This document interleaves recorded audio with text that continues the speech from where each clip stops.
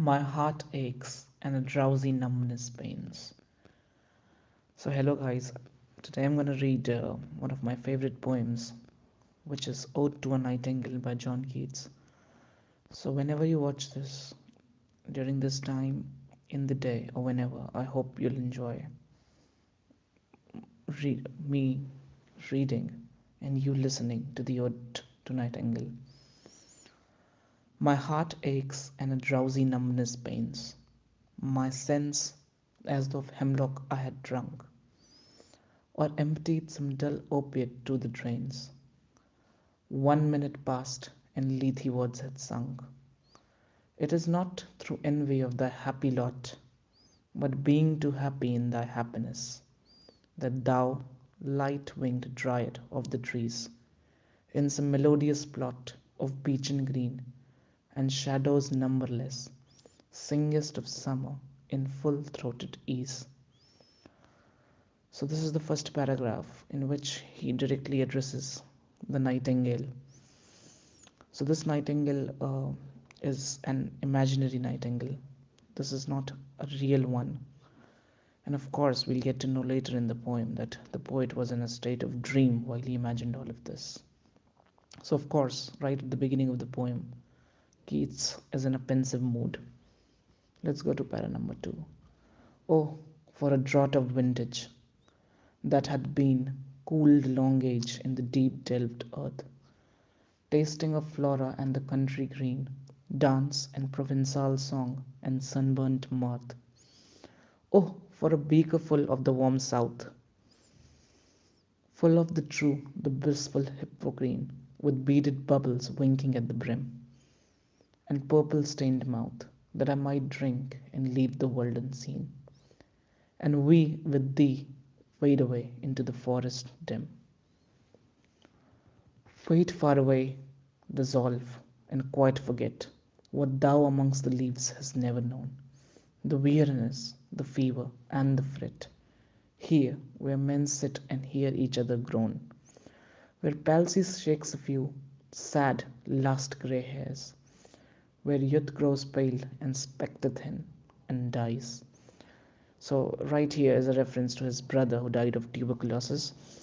So, he is in a very sad mood, and his joy is.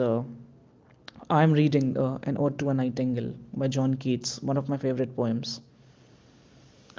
So, this poem is a very beautiful one, and here in the third paragraph, the poet is trying to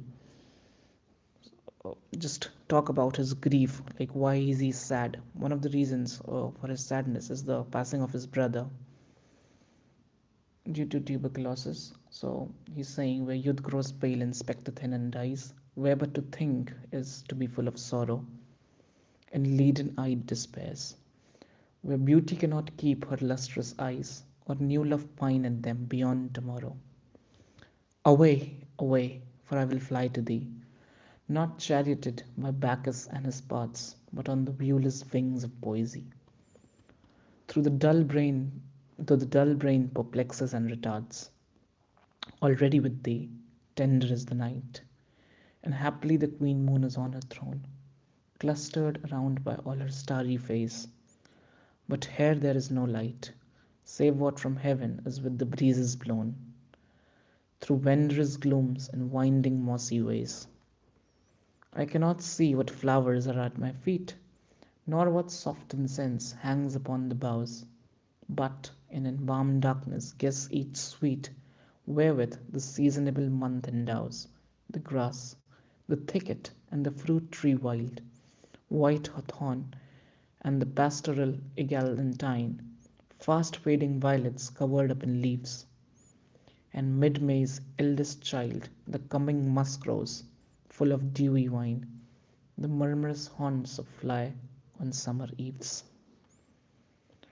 Darkling I listen, and for many a time I have been half in love with easeful death, called him soft names in many a mused rhyme, to take into the air my quiet breath.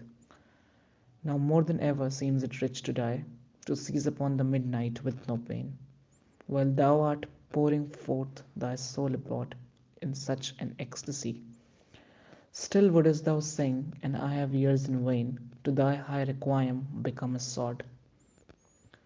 Thou wast not born for death, immortal bird. No hungry generations tread thee down.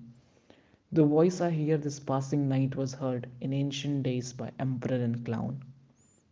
Perhaps the selfsame song that found a path through the sad heart of Ruth when sick for home. She stood in tears amid the alien corn, the same that oft times hath charmed magic casements opening on the foam of perilous seas in fairy lands forlorn. Forlorn, the very word is like a bell to toll me back from thee to my soul's self. Adieu, the fancy cannot cheat so well as she in fame to do, deceiving elf.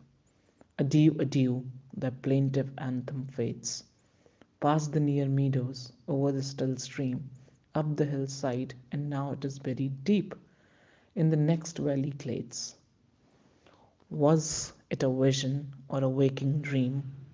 Fled is that music, do I wake or sleep? So this was the beautiful poem called Ode to a Nightingale by the very beautiful poet John Keats, one of my favorite poems. And just take up a copy of the poem whenever you're listening to this recording, and I'm sure you're going to enjoy it. I'm not going to explain the entire poem right now because it's midnight and I just wanted to narrate this poem. Something just happened with me. I was not in a good mood, and so I decided to read this beautiful poem right at this time. So it was just something which happened very reflexively in me. So thank you so much for watching, guys. Thank you so much.